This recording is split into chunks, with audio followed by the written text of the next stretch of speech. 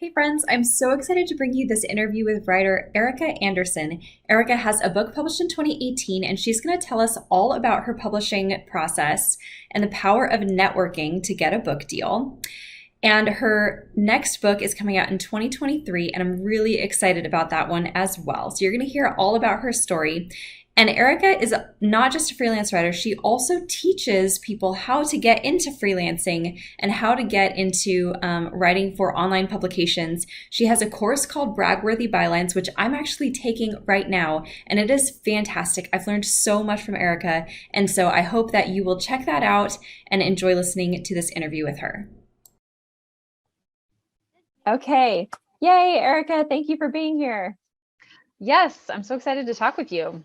Yeah, definitely. You and I have recently become kind of online friends and now virtual kind of in-person friends, I guess. Yeah. I don't even distinguish between virtual and in-person anymore. I know. Yeah, it's weird because I definitely feel like I've gotten to know so many of my online friends almost better than a lot of my through Zoom, yeah. in real life friends. Yeah, exactly. So it's real. It's legit. It's real. Yeah. So Ericka, you are a freelance writer, you are already a published author, and you have a new book coming out soon. You teach, you write all the time. Can you just tell us a little bit more about what you do and what you write about and talk about online? Sure. Yeah. So I had a book come out in 2018. So that seems so long ago now. And I have my second book coming out in January. That has been a very long journey. But outside of writing those books, I also am a freelance writer. And so I write and pitch articles to magazines, newspapers, sometimes just like websites, and everything. I write about everything from faith to politics to policy to culture. I really specifically, I like to focus on the church. That's a big one for me. That's what my new book is about. But the cool thing about freelancing is that you really don't necessarily have to write about one thing. And so you can really kind of tap into the things that you care about and the messages that you want to get out there. So you write about so many different things, and we'll share your contact information at the end here of how people can see all the different things that you talk about. But how did you take all of the different interests that you have and topics that you've written about before and decide, okay, this is the thing that I want to write a book about? Well, my first book was sort of really what led up to all of this freelancing. I've always been a writer. I majored in journalism. I was a reporter at one point. I've been writing since I was a little kid. But in terms of what I'm doing now and writing for all these publications, that didn't really come into play until my first book came out, which you might think is odd. You might think it'd be the other way around. Yeah. But I had always worked in the world of writing. So at the time that I started that book, I was working for a magazine, National Review magazine. So I wasn't a staff writer, but I did communications for them and I was able to write for them sometimes.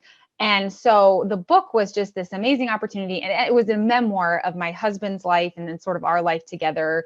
If anyone's familiar with the book Hillbilly Elegy, it's very similar to that. I call it a faith-based version of Hillbilly Elegy. Okay. And so I think that was really kind of what sold the book to a book publisher at the time, because it was right at the height of that book being big. But after that book, I really started to fall in love with some of the topics that kind of came out of the book, including like addiction, trauma, how faith plays a role in the lives of people that are living in poverty or have addiction and things like that. And so I just kind of slowly started pitching article ideas to smaller publications. I didn't even set my sights on, the big guys like the Wall Street Journal. I was just like, oh, I like this whole writing and publishing thing. And so the more I did it, the better I got at it. Long story short, all of that sort of led me to, my true love, which is my faith is the most important thing in my life. And I loved being able to write about issues related to that as it connected to culture and people. And so ultimately, I landed on this subject matter of church and how it benefits people. And that's how I got the next book. Okay, very cool. So when you had your first book idea, you said, were you doing any other writing at the time? Because this was before you really got into freelancing. So did you have a platform at that time? Okay. Well, so I can tell you, because you're going, how does a person that's not a writer get a book deal, right? Especially a memoir, because that's so hard right now. Yeah, so I did have the good fortune of being very well connected. I lived in Washington, D.C. I had worked for the US Congress. I had worked for a huge organization that had a lot of well-known people in it, had a lot of great connections with people that were connected to the subject matter policy-wise and just in terms of people having big platforms. And so when I wrote my book proposal, I was able to include all of these vast networks of people that I was connected with. Okay. And I actually did get, I went ahead and pre-asked people. Asked for endorsements? Okay. So not necessarily endorsements, but okay. One of the places I work for, I said, hey, you guys have a 1 million person email list. This is my book. Would you be willing to help me send out information about it if it gets published? And they said yes. They were, I knew them very well. Like I was very connected with them, friends with so many people. And so I had their trust and I had their assurance that they would be willing to do that. And I had a couple of places that were really big like that, as well as some big name endorsements that were known in that world of policy and politics and just new things about that subject matter. So that was a huge part of it. Outside of that, I did have a small platform on my own. Like I had like 20,000 Twitter followers and things like that from having been on Twitter for years and years and years, but it wasn't my personal platform that sold it for me. I do think my idea came at the right time. I think I was able to sell the idea as something that was a very unique story that had a very unique lesson.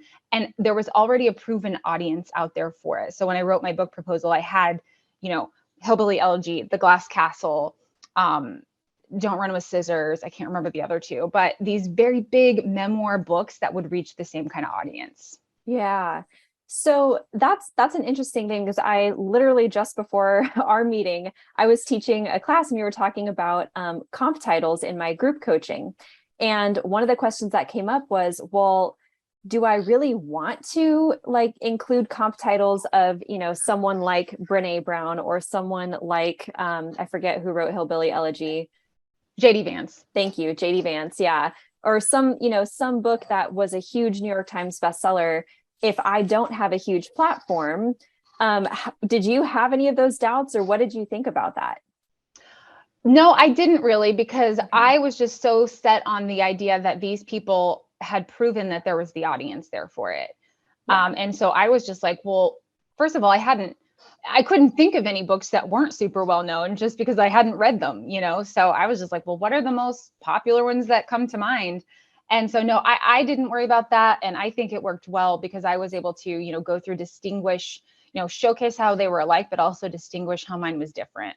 Yeah. And honestly, I totally agree with you. I think that's really smart. With comp titles, I don't usually worry too much about. I don't usually include a comp title from like Oprah, but but I definitely don't shy away from using big J.D. Vance titles. J.D. Vance was someone who was not well known before that book came out, and so he was actually kind of the perfect example.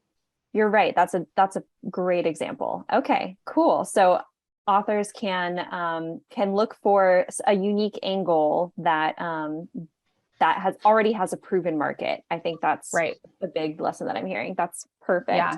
So did you first pitch your proposal to an agent, or did you go directly to a publisher? How did that work for you?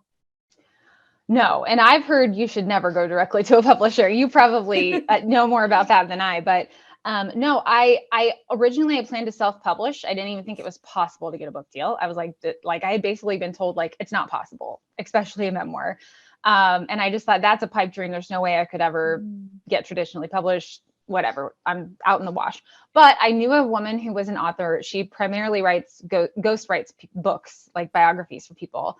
And we were, kind of co-working together on something unrelated. And I said something like, I just kind of mentioned, I was like, oh, I'm writing a book, it always it felt so weird to say that. And then she was like, oh, do you have an agent? And I was like, this is something I'd never even thought of, and I said, oh, no, I wouldn't, I'm not really sure, how you even do that. And she's like, well, would you be interested in meeting mine? And I was like, yes. So she was so kind to introduce me to her agent. And I just thought, oh, I feel bad. He probably is annoyed by this. He doesn't want another author. So I went back and forth with him, sent him my ideas, proposal, all of that. 6 weeks went by and I was like, well, whatever, it was worth a try. But ultimately he got back to me and he said, well, I've gone through your proposal and I would like to work with you. And I was just stunned. Like, I had no idea that he was going to say yes. And I remember the moment because I was sitting in my car. I had just gotten out of the gym and I was like, I felt like I'd won the lottery just for getting an agent. And I called my dad, I called my husband, and I was just so excited. And even though that's just the beginning of the journey, then I got to sell the book to a publisher. So that's how it happened. Wow. Okay. So how long did you and he go back and forth a lot on your proposal? And when he officially signed you, was it like immediately he sent it to publishers, or kind of what happened after you signed with the agent? Mm-hmm. Yeah, so he didn't really change a whole lot on my proposal. I guess I did it well. But he did kind of ask me like, hey, let's swap out a couple of the sample chapters. Let's lead with this one. Because I had actually already written most of the book. That was the other thing you'll find is a little different with my story. Since I didn't plan on getting it traditionally published, I had already written most of it. So, so I had chapters to choose from. And then he said, okay, there are seasons within the publishing world, so we're not going to be able to do this right away. And so, when the time comes, it was kind of a drawn out process. And I don't remember how long it took exactly, but I know that there were like 3 interested, which is like shocking. That's awesome. And I got 2 offers, and one was a really small publishing house and one was a really big and a lot more money. And so obviously we went with the second. So you were offered an advance and everything as a first-time author? Ariel, it was like, I can't even tell, like, it doesn't happen what happened to me. Yeah. It does not happen. But it's interesting because the theme that I'm hearing, it doesn't happen, but I think in every person that I've talked to with these interviews, something like that happened where it was like, this is not normal, but we went kind of outside of the norm, and this is part of my story and how it happened for me. And I think that's so interesting because publishing, I think people underestimate how much publishing is driven by relationships and like a lot of subjective decision making happens. Yeah. I mean, I think one thing I always tell people is, like talking to people in Hope Writers or wherever, so, I don't have a platform. And I'm like, well, you really need to think outside of yourself, my friend, because it is not just about your platform. It is about all the other platforms that you're interconnected with. Yes. That made all the difference. If I had tried to sell this on my platform, it wouldn't have gone anywhere. Now, and then in terms of the advance, I mean, it was actually so crazy because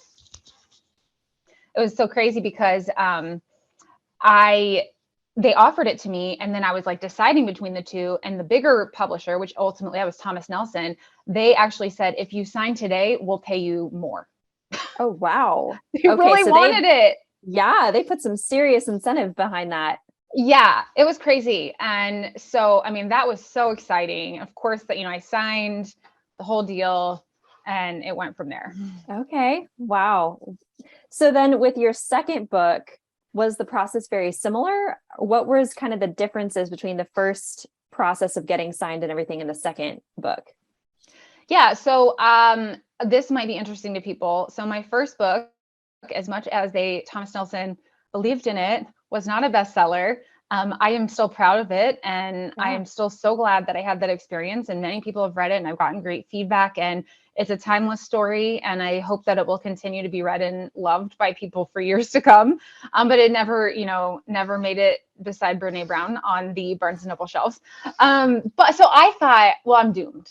I can't get another one. And I even talked to my agent about it, and he was like, yeah, I mean, people don't really want to sign if you're, and so I just kind of was like, well, whatever, like I have this book in me and I'm just going to self-publish. Again, in my brain, I had to have that track of, well, if I can't get it published, I'm going to self-publish because that's just what I'm going to do. And so, but I thought, well, but I might as well try, right? Like I got to give it a try. And so after thinking it over and really doing that whole really solid book proposal again, I got in touch with my agent and I just said, hey, I realize you might not want to work with me again, but if not, do you know anyone that you can suggest that might be a better fit?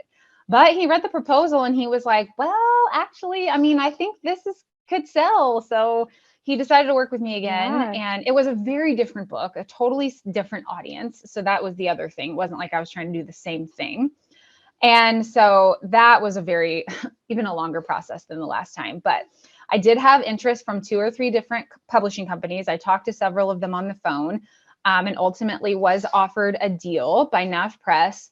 That whole process, I feel like, took like 4 or 5 months by the time I signed the paperwork. So it took forever. But yeah, so now we're, anxiously awaiting launch as I try to carve out my brand and all of that. Yeah. Well, I mean, you mentioned that it's coming out in January. And although I know it's not the time frame that you originally wanted because of all of the supply chain issues in publishing right now, if it's any consolation, I know that January is a really good time to publish because you have a whole year and because you have a brand new fresh marketing budget from Nav Press. So that was always the nice thing. I can give you that little insight as an acquisitions editor. I guess I don't know actually when Nav Press's budgets, annual budgets start, but ours always started in January. And so the books that's published in January kind of benefited from having all of this fresh money. So who did you work excited for? I worked for Corwin Press. Okay. Because their marketing is actually done by Tyndale. So interesting. That doesn't really change what you said, but it is, they're kind of combined. Yeah. It might be an interesting question to ask them. Yeah, that's true. Because I was thinking, curious. It's not great because it's like everybody just spent all their money at Christmas, but we'll see. A lot of the marketing happens, well in advance of high buying times to get people ready so that, so a lot of the marketing for Christmas books is happening like now. Yes. Yeah. Yeah. So that's awesome. That could be a good thing for your book. Maybe it'll work out. I don't know. Yeah. I can't worry about timing because I'm not in control of it. That's true. That's a very good point. So, you now are a full-time freelance writer. You have bylines in places like Christianity Today and the New York Times and the Washington Post. Do you think that experience helped to prepare you and maybe helped to sell your second book? I'm hoping it will. Okay. I haven't yet quite understood how do you translate the people that are reading my stuff in the New York Times to buying my book. I've been luckily able to put that in my bylines, like everywhere I go, I'm like, Ericka Andersen is, this book is coming and I have the title. So it's so hard to know anything about how all of that is adding up right now because I don't have any numbers. I don't have any clicks, anything like that. And so I'm still trying to figure that out, but this is my son. So. All right, bud. Okay.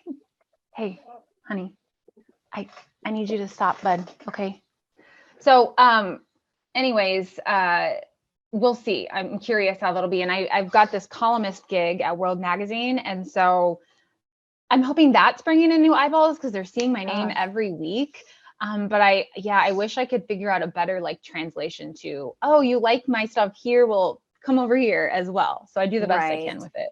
Yeah. Well, and honestly, it seems like you're doing a really great job with that. And I think no one has that magic formula figured out. Unfortunately, yeah. I wish we did.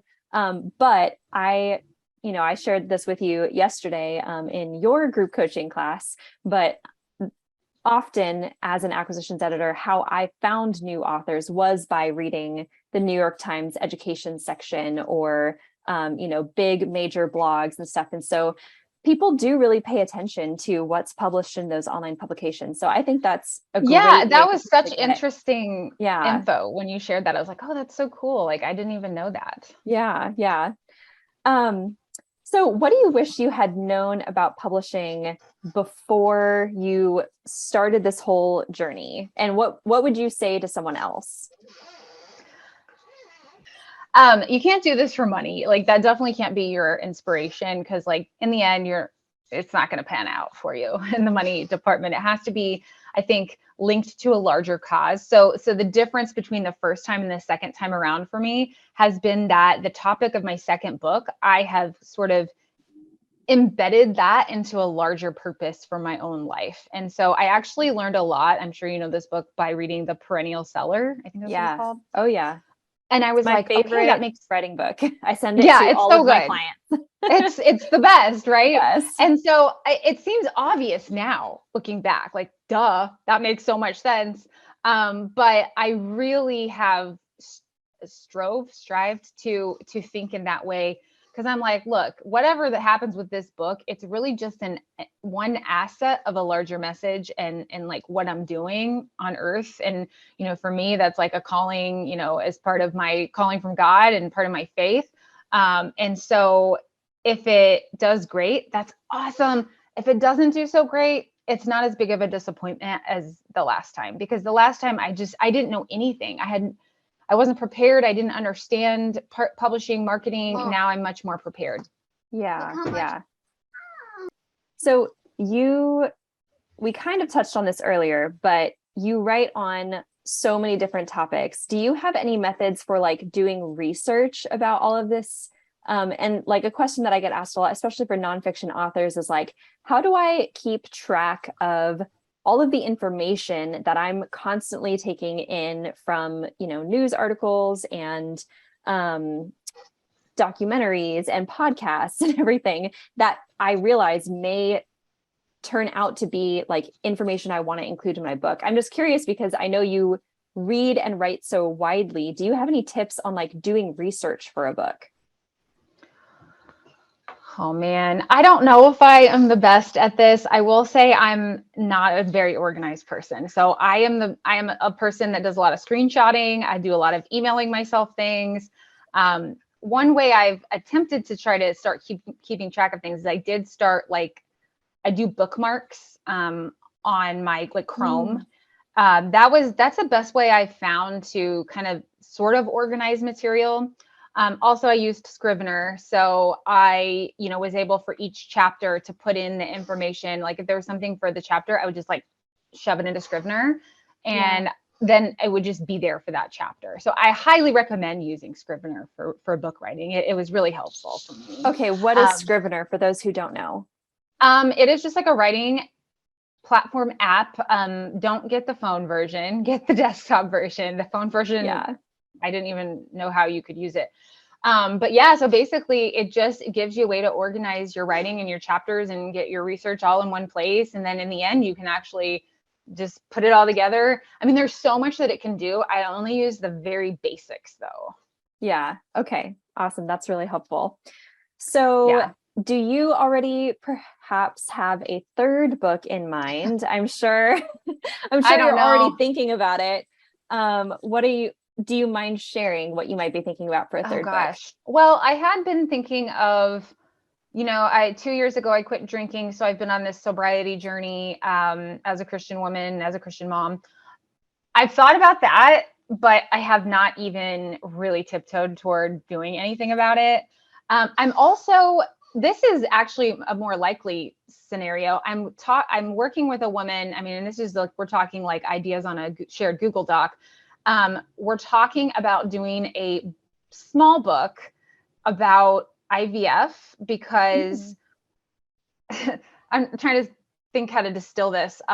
There's a lot going on in the world of IVF that isn't talked about. It's unregulated.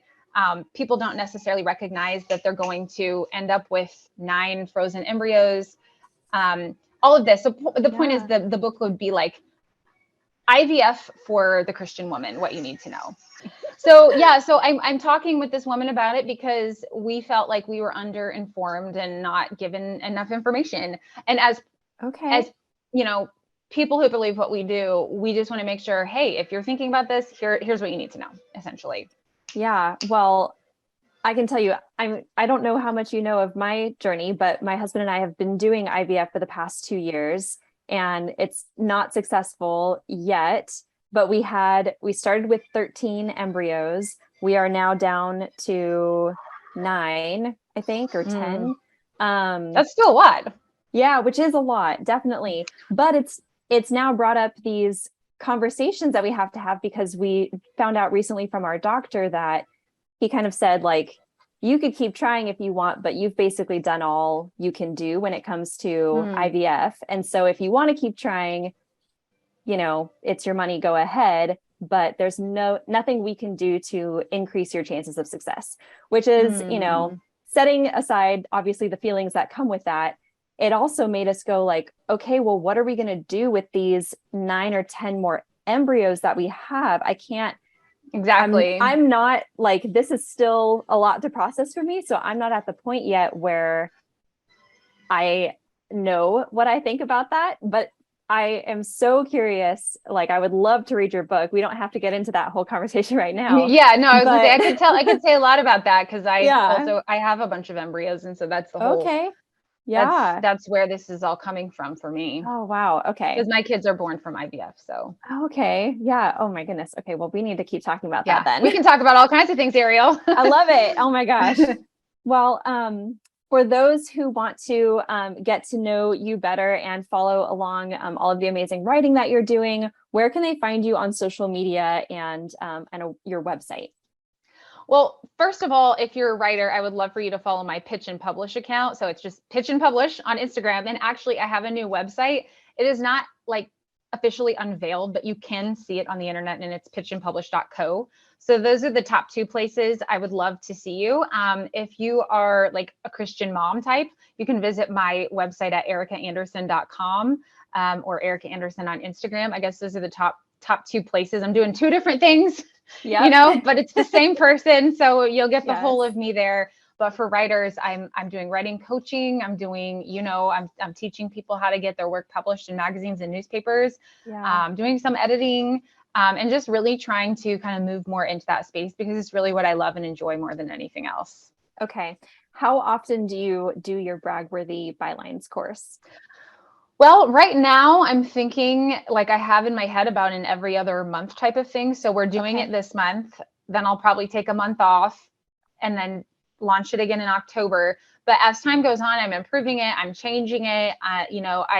I'm thinking of other courses that I might want to do. I'm just in this whole world of online courses trying to figure it out right now. So so we'll see. But I have my eye on October for the next round. Okay, perfect. Awesome. And I highly, highly recommend that because it has been so helpful and informative for me and already has me thinking of so many great ideas that I can write about and want to pursue. So thank you for that. Yes, absolutely. Love to see anybody there. Yeah.